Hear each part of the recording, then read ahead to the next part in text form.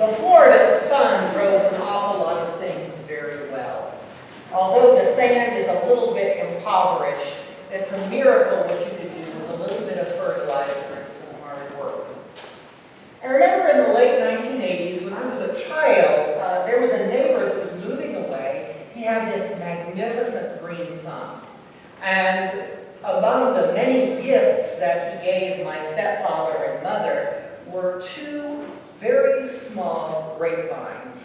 One was a Concord grape and the other was a muscadine grape. And those grapevines grew and grew. And each year I remember my mother going out and she would prune those extra vines, the part that kind of withered and died off, and she would make these little wreaths that people would put on their doors. But even more than that, I understood what it meant to keep the vine healthy. It had to be pruned back in order to get new growth, and new growth equaled then more grapes next year. And I can't tell you how interesting it is to grow up with a whole lot of freshly made grape jelly. Or in later years, a wonderful mix of Concord and muscadine wine.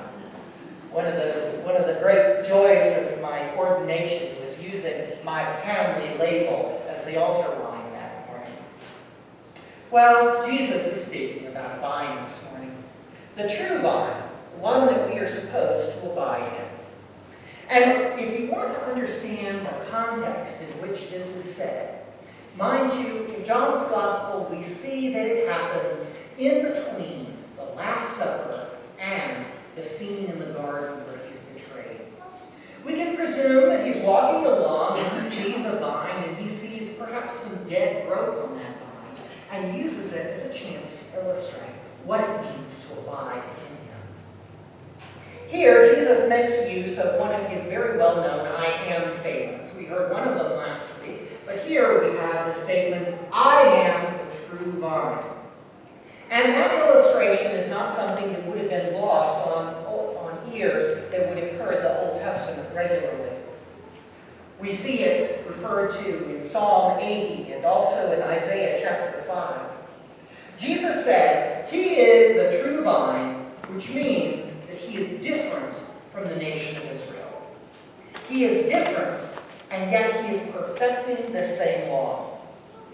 The nation of Israel to this point had been an unfruitful vine. It had gotten caught up in the laws and the regulations and had forgotten that it was the condition of the heart that was important for God. In this, we see the central doctrines of the Bible.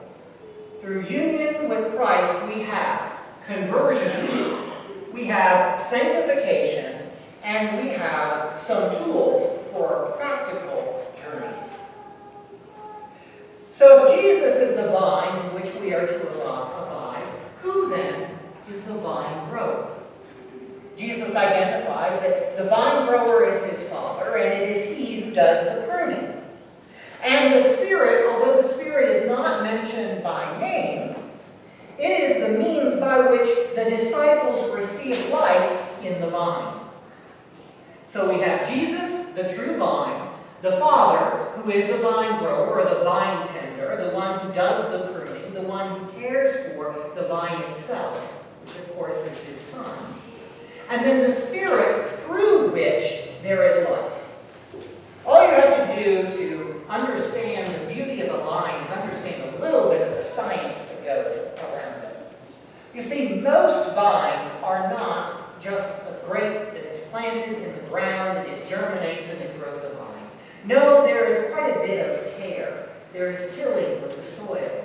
If you've ever seen the movie French Kiss, which stars Meg Ryan and Kevin Kline, you might remember the scene in that where he identifies all of these different attributes of resting soil. And through that they smell these little vials and they see little bits of lavender and little bits of hummus and all of these things that bring new life and new flavors to this vine. And vines are often not simply just ones that sprout and germinate, but they're grafted with different varieties from different places around the world. And the true vine, the vine of Jesus Christ, is like that. There are lots of vines that are grafted in and grow well, abiding with the vine. But also, there are parts that sometimes wither. There are parts which are unfruitful. And no matter how you try to regenerate the dried out parts of the vine, all too often we see it's easier just to go ahead and prune them off, that you may have the assurance that new growth will come from those vines. Let's talk a little bit about the parts that need pruning. Well, there's some disagreement here because the church has had two different ways of looking at people abiding in the vine. There's one group that we would call Calvinists, and there's another group that we will call Arminians. Anglicanism tends to be a little bit more Arminian than Calvinist, although in our history we've had places where we've gone back and forth. Calvinism looks at the vine through an acronym called TULIP. Total depravity, the idea that we are absolutely lost. Unconditional election, that is, that God chose us and we had no choice in the matter whatsoever. Limited atonement, the idea that God died for, that Jesus died for some and not all. And in the midst of that, we have to wrestle with the fact that we've got people that have been cast off from the vine, and then we have to then, according to that mentality, blame God. It didn't work, does it? Let's contrast that with the Arminian way of looking at things. The relationship depends on us. If you want to abide in the vine, it takes a personal choice. It takes a personal choice each and every day. And according to that mentality, there is unlimited atonement. We get the choice as to whether or not we respond to Christ's invitation for salvation. Life in the vine only exists if we are connected to the roots.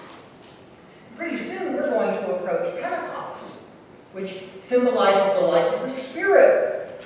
And in the life of the Spirit, we find that we can be transformed through His life working in us. Not unlike the same way that sap flows through a vine, bringing in life. If we choke off the Spirit, we become a dead part of the vine, and we will be pruned. Let's look a little bit about the Father's objective. What does it mean to be the vine dresser, the vine grower? One, we're going to be planted exactly where we are by His accord, and we will be planted for optimum growth. We will be planted in a way that we will receive nourishment. And grapes grow on a vine. Let's contrast this to one of the other great tropical things, pineapples, the other thing that I grew when I was a child. A pineapple is always solitary. It always grows on its own. There is no community to be found in a pineapple. Grapes, however, grow in bunches.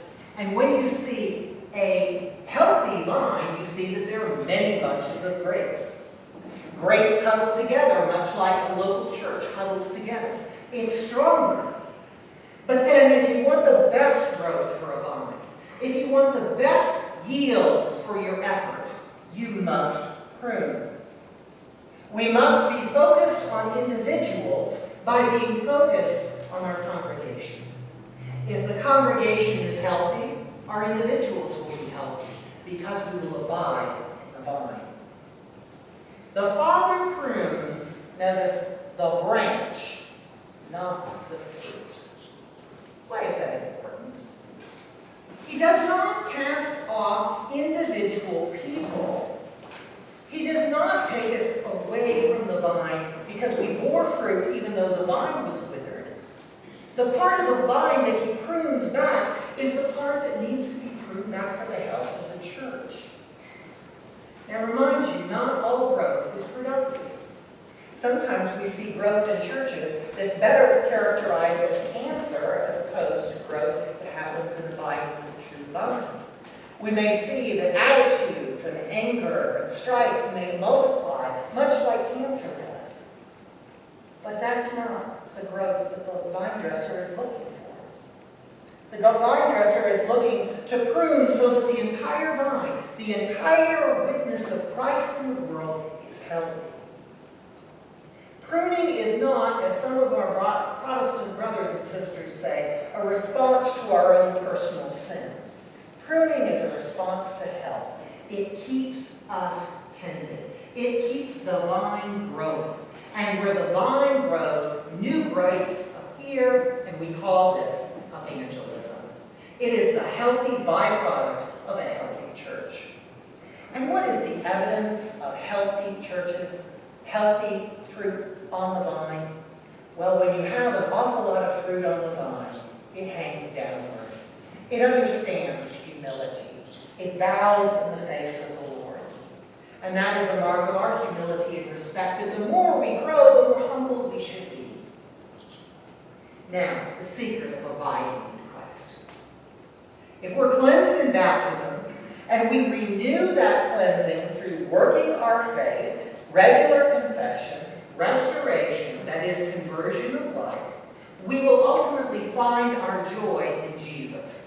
This is that consecrated life, where we understand that we are best when we're abiding with the vine, where we are actively seeking nourishment from the roots of the vine, where we recognize that the pruning that is done all around us is done for our health.